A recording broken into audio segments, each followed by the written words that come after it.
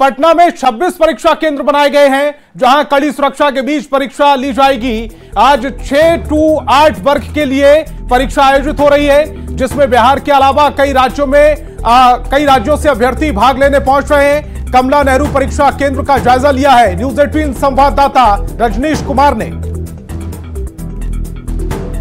परीक्षा के बीच टीआरई 3 परीक्षा शुरू हो रही है और राजधानी पटना समेत राज्य भर में कुल 404 परीक्षा केंद्र बनाए गए हैं। पटना की अगर बात करेंगे, यहां पर भी 26 परीक्षा केंद्र बनाए गए हैं, जहां पर धीरे धीरे जो परीक्षार्थी हैं उनके पहुंचने का सिलसिला शुरू हो चुका है। यानी कहा जा रहा है कि नए प्रयोग के साथ इस बार इम्तिहान लिया जा रहा है। सभी राज्यों के लिए दरवाजा खुला हुआ है।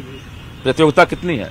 हाई कंपटीशन है और कंपटीशन का लेवल ऊंचा जाएगा। ऐसा लगता है कि जब सभी राज्य इसमें कम्पीट कर रहे हैं तो स्वाभाविक है कि इसकी मेरिट हाई जाने की संभावना है। ये सर सुनने में तो आया है ऐसा होगा। अब तो सेंटर पे देखते हैं कैसा क्वेश्चन रहता है। तो इसको लेकर कोई मन में कोई आशंका, कोई डर ऐसा? नहीं सर, डर क्या है, तैयारी किया है, पेपर आएगा दिया जाएगा। बीपीएससी ने पहले ही बता दिया है कि एनसीईआरटी और एससीईआरटी बेस रहेगा, तो हमें लगता है कि सभी परीक्षार्थी इसको बेस मान करके ही तैयारी किए हैं। उसी में हम भी अपनी तैयारी किए हैं। सर नेगेटिव मार्किंग जरूर नहीं है, लेकिन इस बार जो हमें नया सुनने को मिला है कि हर सेंटर पे एक अलग पेपर होने वाला है।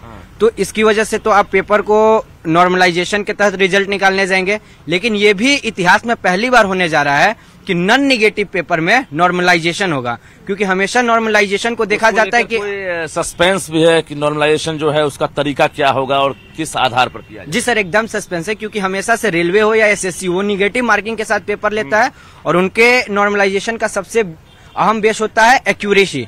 जहां तक बात है पेपर लीक का, माफियाओं का, तो सरकार जिस तरह से व्यवस्था कर रही है, लगता है कि इस बार पेपर लीक नहीं होगा और पेपर लीक नहीं होगा तो हमारे लिए बेटर रहेगा। अभ्यर्थी ही मानते हैं कि इस बार फुल प्रूफ व्यवस्था की गई है और शिक्षा माफिया हो, परीक्षा माफिया हो, उनकी इस व्यवस्था में सेंधमारी के लिए अगर प्रयास भी करेंगे तो एक नहीं चलने वाली है।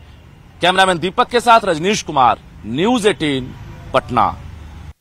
और ज्यादा जानकारी के साथ रजनीश मेरे सहयोगी जुड़ रहे हैं। रजनीश, इस समय परीक्षा केंद्र के बाहर से जिस तरह से लोगों से बातचीत कर रहे थे, छात्रों में कितना उत्साह है वो तो आपसे जानेंगे, लेकिन तैयारियां कितनी पुख्ता हैं, सबसे पहले बताइए। देखिए, टीआरई 3 की परीक्षा मार्च महीने में हुई थी, लेकिन परीक्षा पेपर लीक की वजह से रद्द कर दी गई थी। लेकिन उसके बाद आयोग को काफी समय मिला है, काफी कुछ बदलाव किए गए हैं और बदलाव के साथ आज फिर से इम्तिहान शुरू हो रहा है। और देखिए, इस वक्त राजधानी पटना के अलग अलग परीक्षा केंद्रों पर कैसे परीक्षार्थियों का आना शुरू हो गया है। बिहार के साथ साथ कई राज्यों से जो परीक्षार्थी हैं वो बिहार पहुंचे हैं और आज 6 to 8 की परीक्षा है। कुछ परीक्षार्थी हैं, उनसे हम बातचीत भी करेंगे। इस वक्त हम मिलर हाई स्कूल परीक्षा केंद्र पर हैं और यहाँ पर देखिए परीक्षार्थियों का आना शुरू हो गया है। सभी अपने अपने रोल नंबर को देख रहे हैं और 9:30 बजे से एंट्री कराई जाएगी। कैसी तैयारी है आप लोगों की? अच्छी है सर, अच्छी है। कहाँ से आई है? गया से आई है। काफी कड़ाई की बात कही जा रही है। इस बार काफी कुछ बदले हुए हैं। प्रश्न पत्र का जो मॉडल है वो भी चेंज हो गया है, कलर कोड दिया गया है।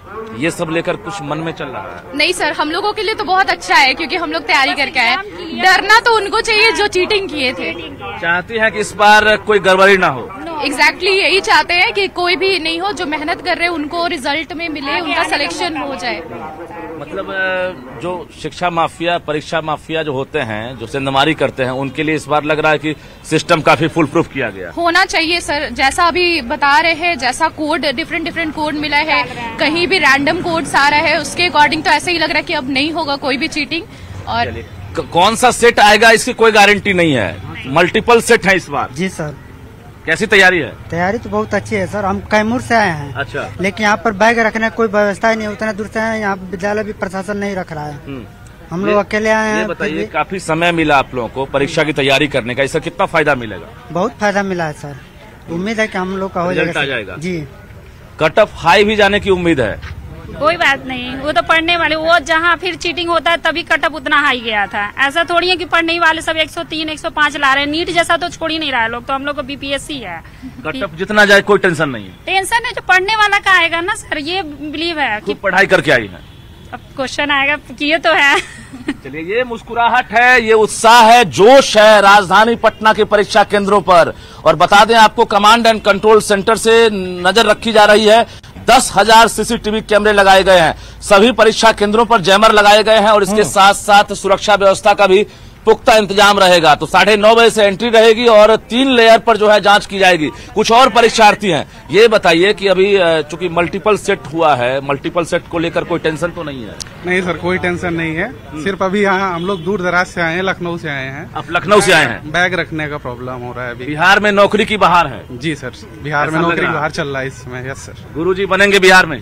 कोशिश में है सर, कोशिश में है। तैयारी कैसे देख रहे हैं? क्योंकि 87,000 वैकेंसी है। कंपटीशन तो है सर, क्योंकि बच्चे बहुत हैं, कैंडिडेट हैं, तो कंपटीशन तो है काफी। देखिए उत्तर प्रदेश से आए हैं, नाम क्या हुआ आपका? तरुण राज। कहीं नौकरी करते थे?